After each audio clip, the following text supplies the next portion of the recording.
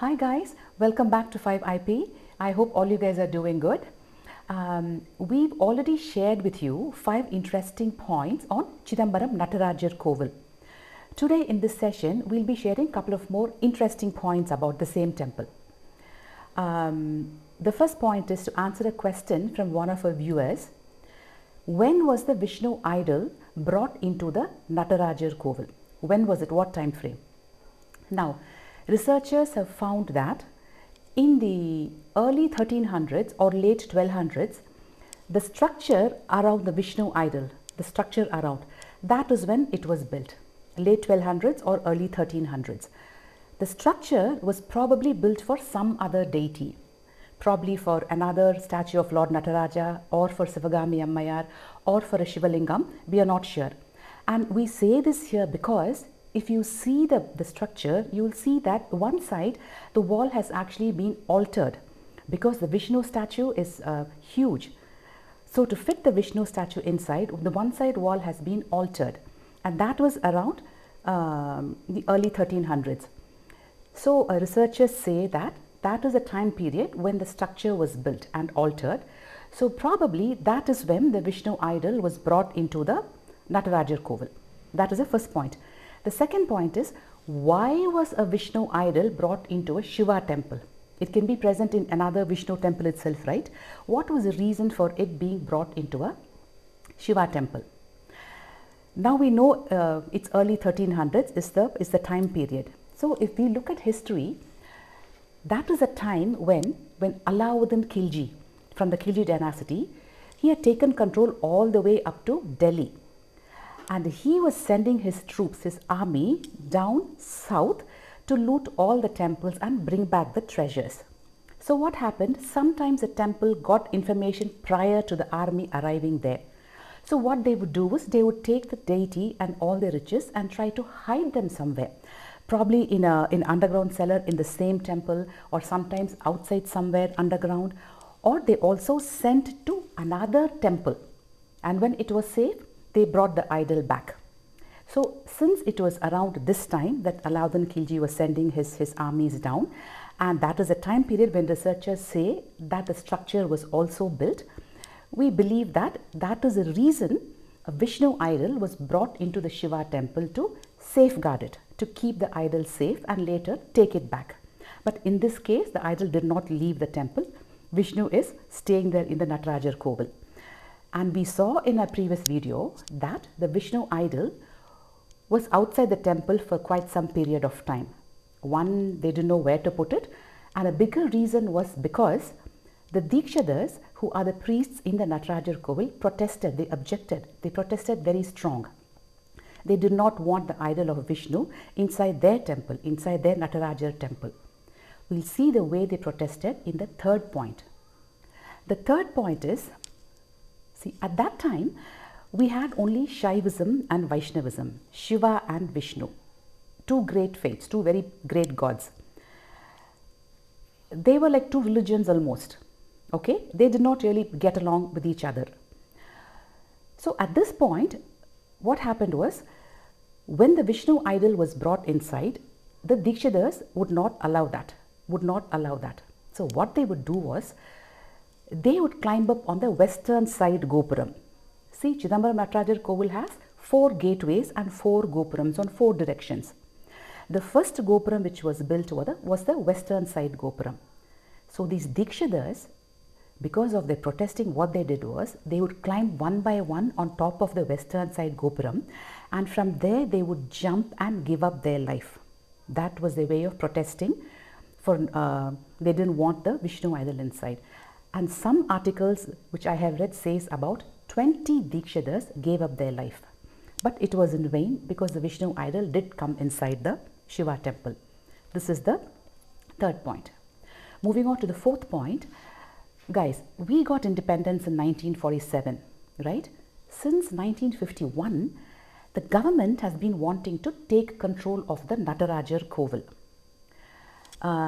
So each time they announce that, the Dikshadars will have to appoint their own lawyers and run to the court and try to protect, keep the temple under their control and not allow the government to take over.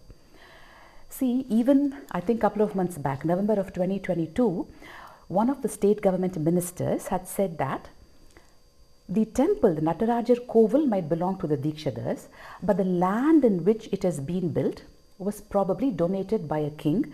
So the land does not belong to the Dikshadhars, it belongs to the government. This will keep happening, on and off, guys. It will keep happening.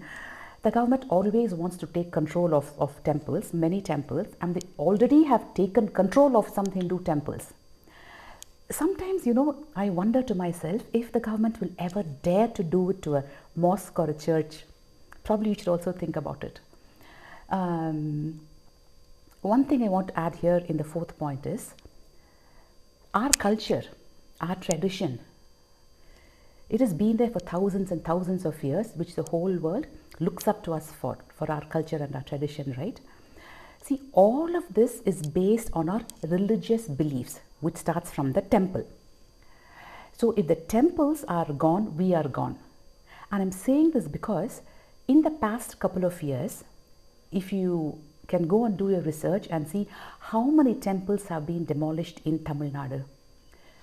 Please take time to do your research and find out. And also find out how many of these temples are 100 years or older. Temples are our identity. They are our roots. That is who we are. If the temples are gone, we are gone. Okay? Each time a temple is being attacked, we should know it is an attack on us. If temples are demolished, we are demolished. We are gone. That is what it is.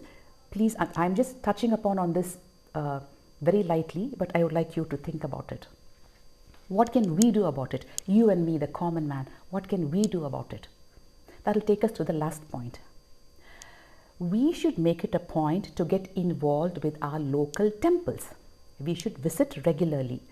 When religious functions come, we should get involved there. We should do what we can. If we are living abroad, or if our children and grandchildren are living abroad, whenever they come here for their vacation, other than all your other fun and trips, things like that, visiting family, all of that, make it a point to visit at least a couple of temples. Tell your children and your grandchildren about the temple, the history of the temple, the Sthala Puranam. Tell them about that. Tell them about the deity, stories about the deity. We have so many gods and so many stories, right? Tell them all that. Tell them, make them also to get involved. If it happens that during religious functions, they are not able to go to a temple because they are not living in India and living elsewhere, make sure that they follow all the customs and traditions we do during our rituals and functions. It is very important, guys. Because if this demolition of temple, attacking temple, if all this keeps happening, then all the temples are gone, then we'll be gone. Hinduism will not be the one of the major religions here. It will become like a small group, a small cult or something like that, which we won't let it happen. We won't let it happen. We will act. We will do all that we can do. Okay, that is the fifth point, guys. That is the last point. And let me just add a small tidbit about the Natarajar kovil. On small tidbit, see, in every temple there is a main deity in the sanctum sanctorium. He is known as a Moolavar, an idol made of stone, immovable. He is known as a Moolavar. And there is another replica of the same statue made in metal. It's just kept outside the sanctum sanctorium. One of the reasons I think is because during religious functions, when you take the deity out for procession, you take only the metal idol. You don't take the main god because you don't want to leave the temple without a god there. Probably that's the reason they have the second replica statue known as Utsavar. But in Natarajar kovil, the Moolavar and Utsavar are the same. The main deity, the Moolavar, is not made from stone. He is made of metal, iron bone, and he is movable. And when there are religious functions and when the procession happens, they take the main deity and they go out on procession. And when he is out, the sanctum sanctorium is empty. I am not sure of if any other temple has this, but Chidambaram Natarajar kovil has this. That was an interesting tidbit.